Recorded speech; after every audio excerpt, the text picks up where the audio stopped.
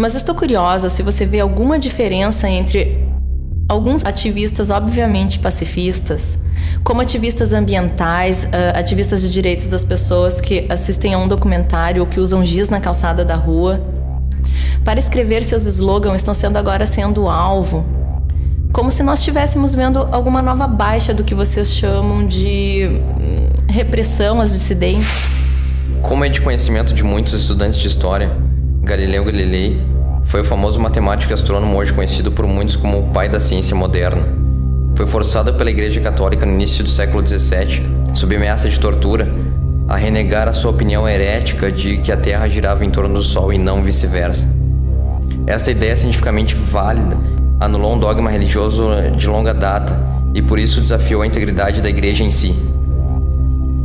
Em uma carta de 1634, René Descartes, um dos mais notáveis pensadores e filósofos, disse: Sem dúvida, você sabe que Galileu foi recentemente censurado pelos inquisidores da fé e que suas opiniões sobre o movimento da Terra foram condenadas como heréticas. Devo lhes dizer que todas as coisas que expliquei no meu tratado, que inclui a doutrina do movimento da Terra, eram tão interdependentes que é suficiente para descobrir que um deles é falso para saber que todos os argumentos que eu estava usando são insalubres. Embora eu tenha achado que eles eram baseados em provas muito certas e evidentes, eu não desejaria por nada no mundo mantê-los contra a autoridade da Igreja. Eu desejo viver em paz e continuar a vida que eu comecei sob o lema de que para viver bem é preciso viver invisível.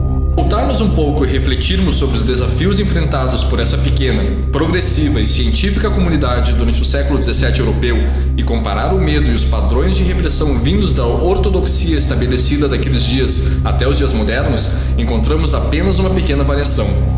A revelação de Descartes e sua retirada da exposição expressa pelo lema "para viver bem é preciso viver invisível" é uma disposição desanimadora que diz tudo e, infelizmente, permanece hoje em todo o mundo. O uso do medo, da intimidação e outras variações de opressão testadas ao longo do tempo continuam a persistir enquanto as instituições dominantes da nossa sociedade trabalham para proteger suas ordens estabelecidas, independente de sua validade. E mais, a cultura geral em si, que invariavelmente tende a apoiar as crenças aceitas colocadas por aqueles que definem o poder de um período, também tende a condenar aqueles que optam por constituir um desafio, uma vez que se torna uma ameaça para a amplamente aceita identidade em si.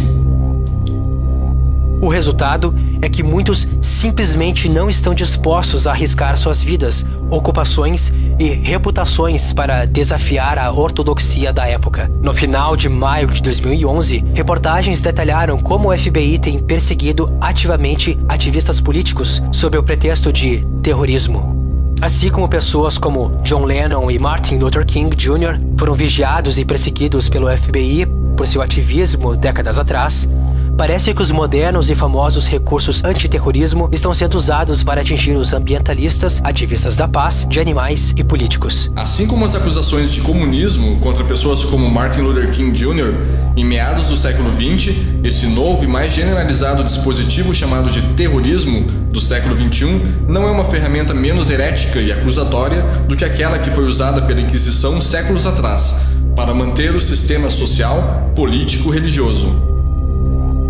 Assim, podemos simpatizar com a noção de Descartes, visto que mover-se contra o Zeitgeist é posicionar-se contra todas as probabilidades, independentemente do quão empírica, necessária ou óbvia seja a verdade que desejamos transmitir e agir de acordo. Infelizmente, a posição de Descartes é inaceitável no mundo moderno. Os riscos que agora existem na nossa ordem atual estão começando a superar em muito os riscos pessoais temporais gerados pelo ato da objeção ativista em si. Não é mais uma questão de precisão dos dados, direitos e liberdades. Hoje, nossa estabilidade enquanto civilização está em xeque e, se deixada livre, será uma ameaça a todos nós, independentemente de nossa posição na hierarquia feudal moderna. Podemos assistir sentados e confusos enquanto o desemprego global aumenta devido ao desemprego tecnológico e a instabilidade regional resultante continua crescendo. Podemos olhar estaticamente para o colapso sistemático da dívida da economia mundial, país por país, como um dominó, enquanto instituições bancárias globais autonomiadas que derivam dinheiro do nada impõem medidas de austeridade contra os pobres e a classe média de cada país para ajudar a manter os ricos, promovendo a divisão de renda. Nós podemos cruzar os dedos enquanto o que temos chamado de democracia inexplicavelmente se transforma numa plutocracia global e a economia mundial torna-se medida pela quantidade de dinheiro que os ricos movimentam entre si. Nós podemos nos distrair com os nossos pequenos gadgets, enquanto as florestas tropicais, consideradas por muitos como os pulmões do planeta, são destruídas em taxas cada vez mais rápidas, reduzindo a nossa capacidade de absorver o gás carbônico crescente na atmosfera.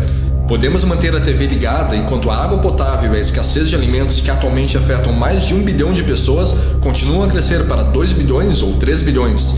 Podemos verificar os tabloides na banca de jornais da mercearia, enquanto a maior base da civilização industrial, a economia de hidrocarbonetos, está a um passo da crise de escassez, com praticamente nenhuma iniciativa ativa tomada para mudar o curso. Nós podemos continuar fingindo que nossos líderes são tudo menos deslíderes, posto em movimento pelos interesses monetários comerciais que seguem as regras do mercado livre, com toda a legislação e funções indo ao maior lance de um jeito ou outro. E nós podemos ficar entretidos enquanto a corrida de armamento global ganha velocidade, enquanto cada país chega a um acordo com a realidade real que as guerras por recursos estão presentes de maneira diferente de qualquer outro período da história. Isso é o que separa o nosso mundo daquele que Descartes se escondeu. O fato é que as táticas de medo da ortodoxia, nesse contexto o FBI ou qualquer outra dessas agências de inteligência, já não são dignas de preocupação viável ou mesmo reconhecimento. Em nenhum momento na história, uma verdadeira mudança social aconteceu de uma maneira que não foi oposta com hostilidade pelas ordens dominantes da época. Se você escolher o medo existe, e essas pequenas listas e táticas realizadas pelo grupo de inteligência e agências policiais têm um mérito. Se você escolher o amor, orgulho e autorrespeito, então as acusações, listas ou ameaças jamais poderão pará-lo. O truque agora é em número, e se pudermos ganhar massa crítica e substituir as técnicas dividir para conquistar, utilizadas para manter a ortodoxia no lugar, o jogo acaba. O Movimento Zeitgeist é um grupo ativista global de sustentabilidade trabalhando para unir o mundo para o objetivo comum da sustentabilidade das espécies antes que seja tarde demais. É um movimento social, não um político, com mais de 1.100 capítulos em quase todos os países. Noções divisionistas como nações, governos, raças, partidos políticos, religiões, credos ou classes são distinções não operacionais na visão do movimento.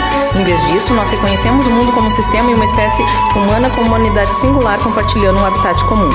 Nossa intenção geral pode ser resumida como a aplicação do método científico para o interesse social.